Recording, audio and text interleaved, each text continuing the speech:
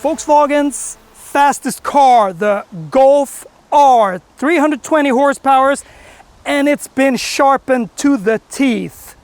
What do you think about this hot hatch? I think it will be exciting. This is a typical Trackday car, and it's a really good car to learn how to drive on a racetrack, so it will be fun. 76 Golf GTI MK.8 was supposed to sell 5,000 units. It ended up in selling 461,900 units. Now that is a success. A great and sporty car that has all the way up to the MK.8 of today kept its sporty heritage and is a fierce competitor in its segment. This is the extra salty one, the R model. It's four-wheel drive, 320 horsepower.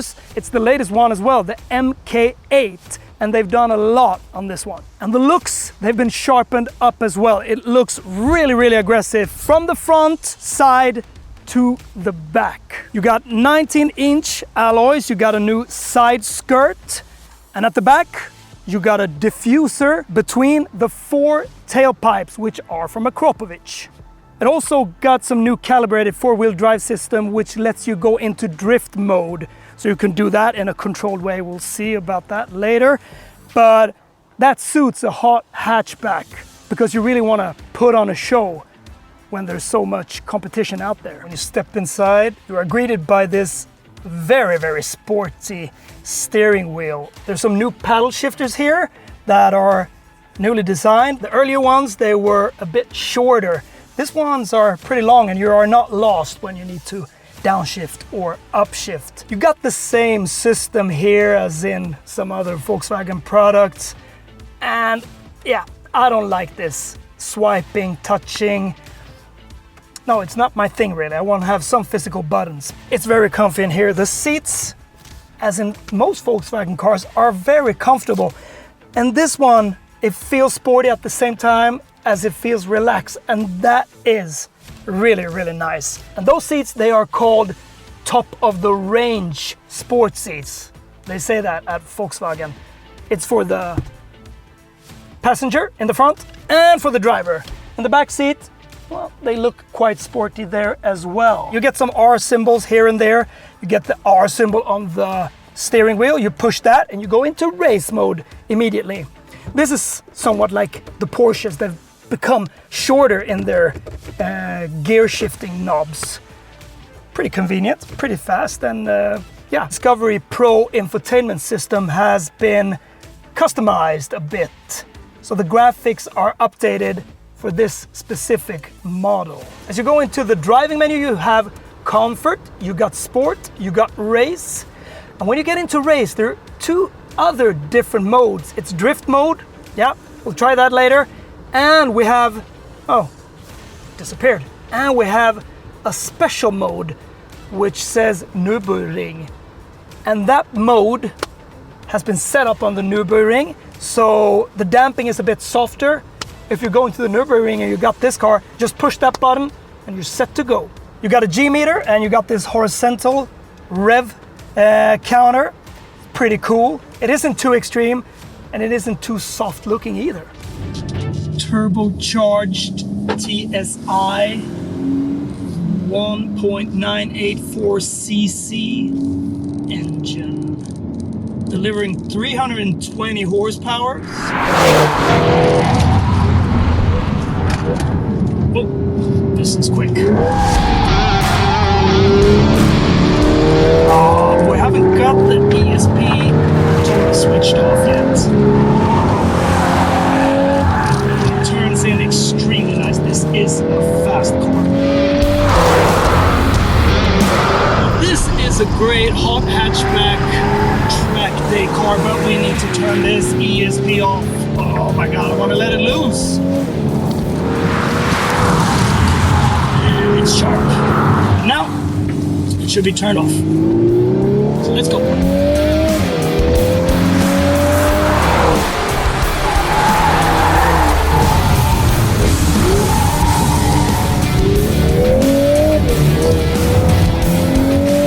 Doesn't really want to, like kick out, but you get a lot more power when the ESP is off, of course. And it turns in so beautiful.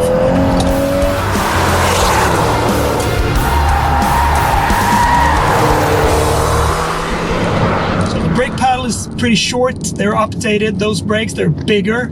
And yeah, you can feel that they bite on an instant when driving a bit more aggressive. And that's what you want when you're on the track.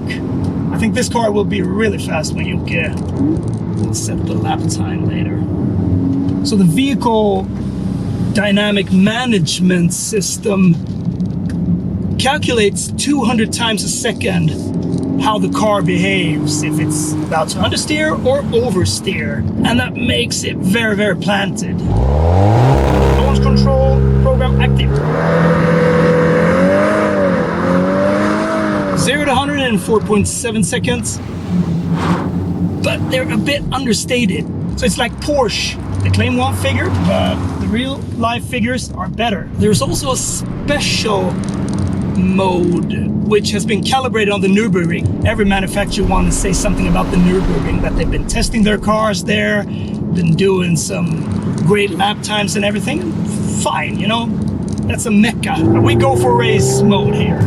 The Nürburgring mode was a bit softer in its setting and actually felt rather good on this track, where there is some elevation and compression points. But overall, the R mode did do a better job when cornering hard, and when switching from left to right needed to be done quicker. The nice thing about this new four-wheel drive system, 4Motion system, is that it also has a drift mode. And we need to try that out.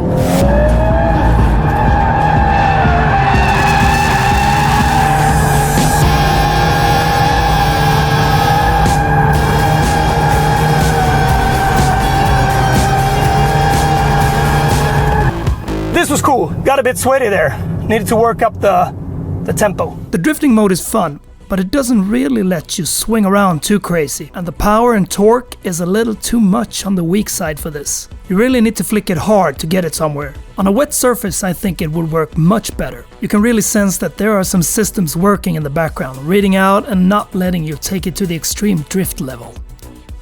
Check out our sponsor, Moris Trackday Insurance. This is a very neat insurance if you're driving on a track day from time to time and want to be safe if something would happen to your car. It covers all track day driving on European tracks when it isn't a track day competition. If someone is causing the damage or yourself, you're covered. You can buy the insurance for 1 or more days, and if you buy it several days in advance, you get a discount. Follow the links for more information. Okay, now we have a real, I would say, track car.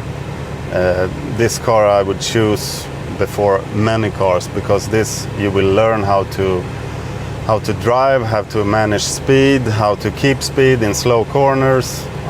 I'm really excited about what this one will do. I think it will do 56, 57. I hope. If you can drive fast with this one, you can drive fast with everything.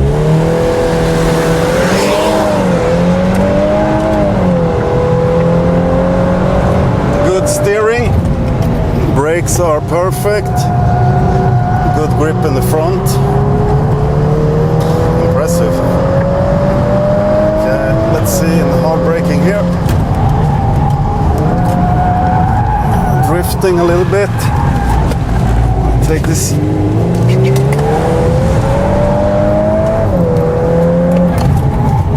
This is nice. I like this one. You have to work.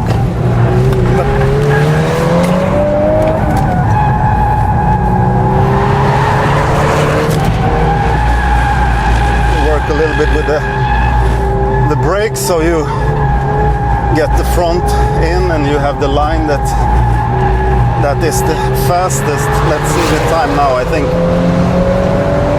58, 56. Really impressive. Ho ho!